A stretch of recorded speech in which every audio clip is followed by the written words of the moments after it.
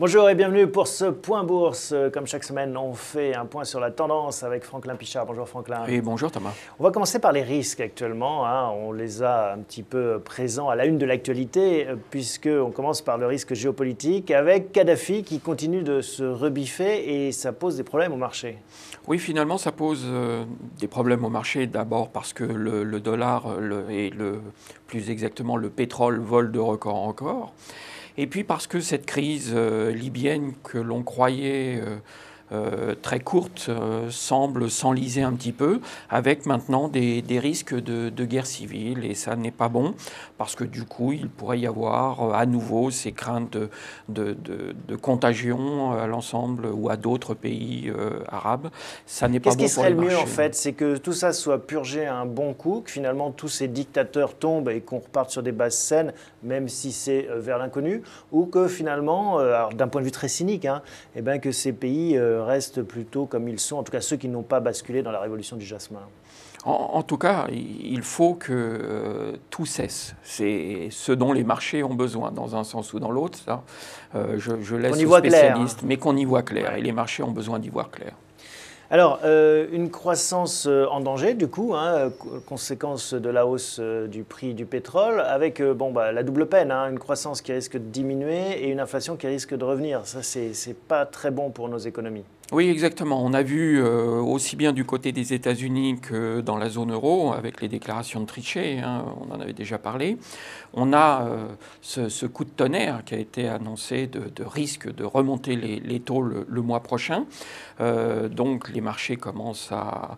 Enfin, ils n'ont pas été émus très longtemps le jour où ça a été fait, parce qu'effectivement, on aura l'occasion d'y revenir, on a quelques bonnes nouvelles en face de cela. Mais c'est vrai qu'on a un environnement globalement un petit peu inquiet, avec des incertitudes qui pèsent. Ce que dit Bernanke d'ailleurs, il faudrait, c'est pas un risque à court terme, mais il ne faudrait pas que ça dure trop longtemps. Exactement. Le problème aujourd'hui, c'est que qui dit inflation, pétrole élevé, eh bien un peu des craintes sur le ralentissement de l'économie et puis sur la marge des entreprises. Tout le monde n'a pas la faculté de faire passer et de répercuter les hausses des prix sur ses produits. Alors toujours dans ce catalogue des risques, on a le pouvoir d'achat aux États-Unis et puis les déficits qui restent aussi bien aux États-Unis qu'en Europe, mais c'est d'actualité actuellement le débat sur les déficits américains. Alors effectivement, débat entre les démocrates et les républicains sur l'importance du déficit, les moyens à mettre en œuvre pour essayer de conclure le budget d'ici septembre pour décembre ou septembre 2011. Clairement, on s'achemine vers une révision du plafond. On sait qu'on ne s'entendra pas d'ici là. On sait également qu'on ne veut pas commettre les erreurs commises par Clinton il y a de cela 15 ans, qui avaient coûté 1 milliard à l'économie américaine.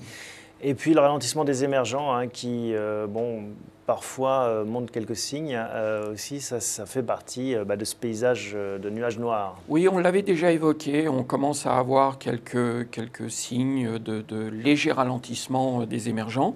Alors pas pour tout le monde, parce que la Chine, ça ne semble pas encore complètement sous contrôle, à contrario. Ça ne semble pas sous contrôle, mais en tout cas, c'est une chronique annoncée. On a vu le plan quinquennal qui vient d'être annoncé ce week-end. On veut un petit peu moins de croissance, davantage de qualité. On voudrait avoir une croissance de l'ordre de 7 contre 8 actuellement. Si c'est une tendance qui devait vraiment s'établir et être avérée, ce ne serait pas forcément bon pour le reste du monde. Et puis les tests de résistance des banques, les problèmes liés à leurs notes et indirectement aux dettes souveraines en Europe, ça aussi, ça va occuper le mois de mars, tout le monde le prédit. Oui, ça va occuper. Là, on revient sur notre zone. On va avoir vendredi prochain la réunion des chefs de gouvernement. Au programme du jour, on aura le plan de soutien et également des sujets comme l'Irlande qui demande à renégocier les taux des prêts qui lui ont été accordés. On aura également les mesures à prendre pour faire face à d'autres défaillances. Et comme vous le disiez à l'instant, dans le secteur bancaire, on va voir un petit peu quels sont les critères de résistance qui seront beaucoup plus durs et fermes que ceux qui avaient été faits il y a 12 mois environ. Alors voilà pour les risques. Malgré tout, on observe que la consolidation, les baisses du marché se fait de façon non paniqué, hein, si vous me permettez cette expression. En tout cas, la volatilité n'est pas si forte que ça. On aurait pu craindre des réactions plus violentes, ou comme on en a vu en 2008 ou en 2009. Donc ça veut dire que derrière, il y a des facteurs de soutien. Donc on a vu les risques d'un côté, et comme toujours, hein, les marchés, c'est risques, opportunités. Quels sont les facteurs qui expliquent cette résistance? Oui, alors comme vous venez de le souligner, on a ce fameux indicateur VIX qui est à 19. C'est un peu la peur des marchés sur l'avenir. Il est à 19. 19, c'est historiquement bas. Ça veut dire que les investisseurs aujourd'hui, malgré les nouvelles un petit peu maussades que nous venons d'évoquer, les marchés n'ont pas réellement peur de tout cela. On voit le CAC en début de semaine qui vient jouer avec sa résistance autour de son support autour de 4010 points, qui l'enfonce un petit peu et puis qui repasse sensiblement au-dessus. En tout cas, pas de mouvement de panique. Pourquoi? On a d'abord toujours cet arbitrage en faveur des actions. Les investisseurs continuent de sortir des obligations, craignant de l'inflation, craignant la remontée des taux. Donc on a un apport de capitaux. On a la fin des publications. Les publications ont été bonnes, voire très bonnes. Ça a été un facteur de soutien très important. On se dit qu'il y a aussi beaucoup de cartouches. Hein. C'est Buffett qui dit moi j'ai le doigt sur la gâchette au fusil à éléphant et ça me démange. Et on sent qu'en effet il y a plein de trésoreries, on en a parlé à maintes reprises dans cette émission, qu'il peut y avoir aussi des mouvements de ce côté-là et c'est peut-être sur ce terrain de jeu que ça va aussi se jouer. Ça va se faire là et puis on continue d'avoir des opérations de fusion-acquisition. On vient d'avoir en début de semaine ce week-end l'annonce et la confirmation d'une opération avec LVMH et Bulgarie. Voilà, on a toutes sortes de drivers connexes et périphériques, plus des indicateurs économiques. On a eu également le chômage, les créations d'emplois. Tout ça, ça va plutôt dans le bon sens et ce sont des acteurs très très importants qui militent en faveur de ce soutien, voire de cette hausse du marché. Plus les PER, hein, PER qui, comme vous le soulignez, sont historiquement intéressants aussi. Oui, les PER sont autour de 12 fois actuellement. Il faut savoir que sur les 10 dernières années, le PER moyen des entreprises américaines était autour de 15,5%. Donc en plus de cela, dans une perspective de reprise économique et de croissance, les entreprises sont pas chères et les bourses ne se payent pas très cher. Donc des réserves de cash, des entreprises pas chères, on risque de voir un petit peu d'agitation.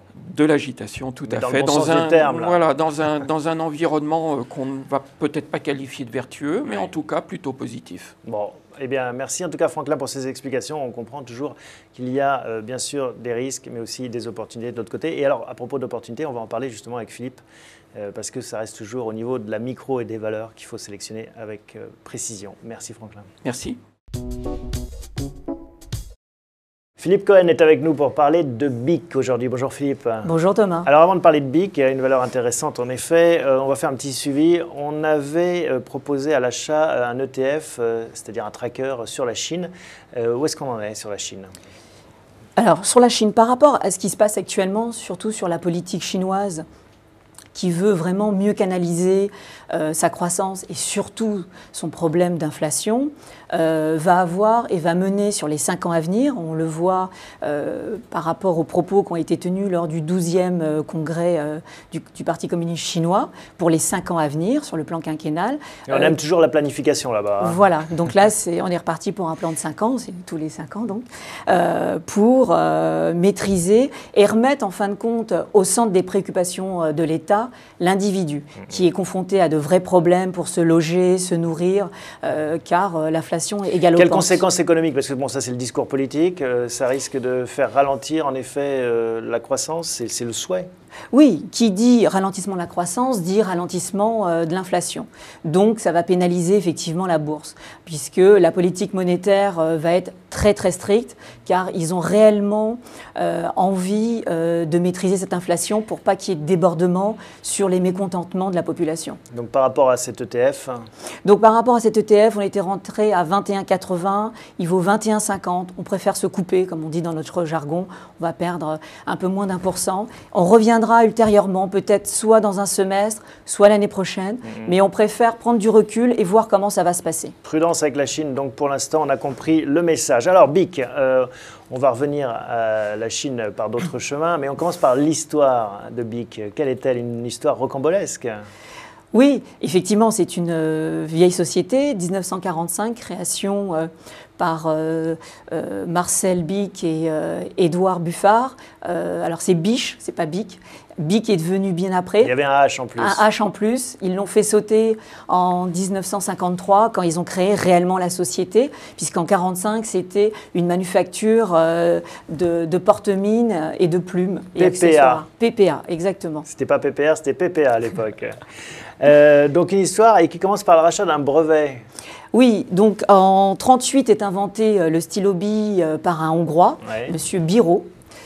Et en 1950, donc, Monsieur Biche rachète ce brevet et lance le fameux Bic Cristal que tout le monde connaît et qui s'est vendu à plus de 100 millions d'exemplaires depuis sa création.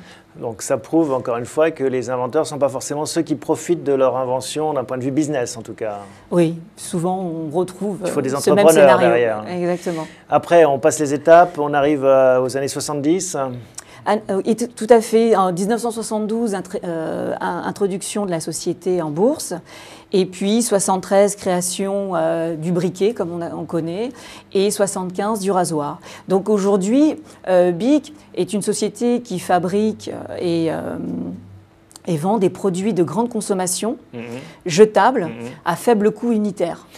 Alors, et qui reste pourtant leader sur son marché. Sur ces trois marchés. On pourrait imaginer qu'il y a d'autres acteurs, on parlait des Chinois.